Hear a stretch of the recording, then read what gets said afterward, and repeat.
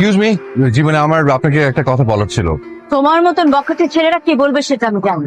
আপনি আসলে আমাকে ভুল বুঝে বসে আছেন। আমি আসলে সরি আপনাকে ডিস্টার্ব করার জন্য। আমি আসলে একটা শাড়ি কিনতে এসেছিলাম। আমি আসলে নিজের শাড়ি চিনি না তো, তাই আপনাকে দেখার পর মনে হচ্ছে যে আপনাকে একটু অনুরোধ করে যদি একটু হেল্প করতেন আমাকে। হ্যালো আকাশ, কোথায় তুমি? তোকে না থাপড়া একদম সোজা মানে ফেলবো, বুঝছিস? বেয়াদব, তোরা মানা করছিস যে আমার নাম ধরে ডাকবি না, আমি তোর বড়। এত বড় বড় করো কেন? নাম ধরে ডাকলে কি তোমার ইজ্জত নষ্ট হয়ে যাবে? আর আমি তোমার নাম ধরে ডাকবো না, কি বলে ডাকবো? ও গো, হ্যাঁ গো, এইসব বলে রাখবো? টাকামি করবি না, তুই আমাকে ভাইয়া বলে ডাকবি। পারবো না, তুমি আমার আপন ভাই না, ফুফাতো ভাই। আমি তোকে ভাইয়া বলে ডাকতে পারবো না। শোন, তুই আমার ভাইয়া বলে ডাকতে ইচ্ছে না করলে ডাকবি না, কিন্তু তোর মুখ থেকে আমি আকাশ নামটা শুনতে চাই না। অন্য কিছু ডাকবি দরকার হলে। ওকে, ডাকবো না। তাসমান, কোথায় তুমি? কি বললি? দেখো, এখন কিন্তু চেতবা না। এখন আমি তোমার নাম ধরে ডাকছি না। তুই না জীবনে কোনদিন মানুষ হবি না, তোরা যে বিয়ে করবে তার খবর আছে। আমি ফুড কোর্টে ওয়েট করছি, তুমি এসে কল দিও। কেন ডেকেছিস বল? তোমাকে আসতে বলছে দুইটা কারণ। বলে ফেল। তুমি এখন গিয়ে আমাকে একটা শাড়ি পছন্দ।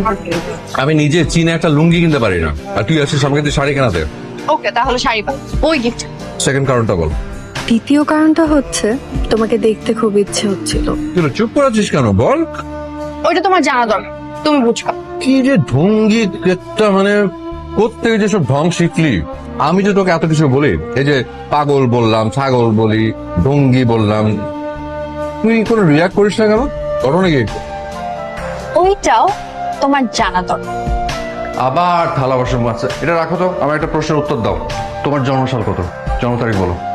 আমি জানি না, হ্যাঁ তুই বললেই হলো তুমি জানো না। সত্যি আমি জানি না বাবা। আমি তো বাবা মার প্রথম সন্তান। নানা নানি সেই যুগের মানুষ, ওনারা আমার জন্ম তারিখ লিখে রাখে নাই। তো মামারটা তো লিখে রেখেছে। ওটা আমি লিখে রেখেছিলাম।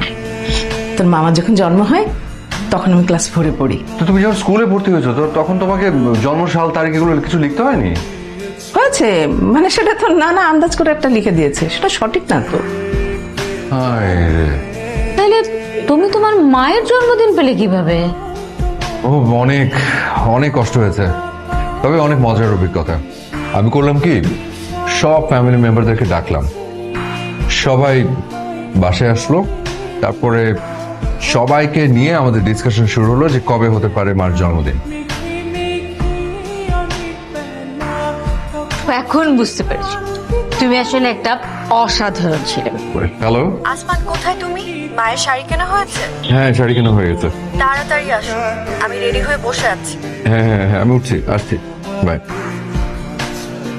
আমি আমার মায়ের জন্য কিনেছিলাম এই শাড়িটা, আমি আপনাকে দিতে চাচ্ছি। আমারই দিবেন কেন? আপনার মার শাড়ি আপনার মারই দেন। আমরা অনেক দূরে থাকে তো, ওনার কাছে এখন পৌঁছানো সম্ভব না।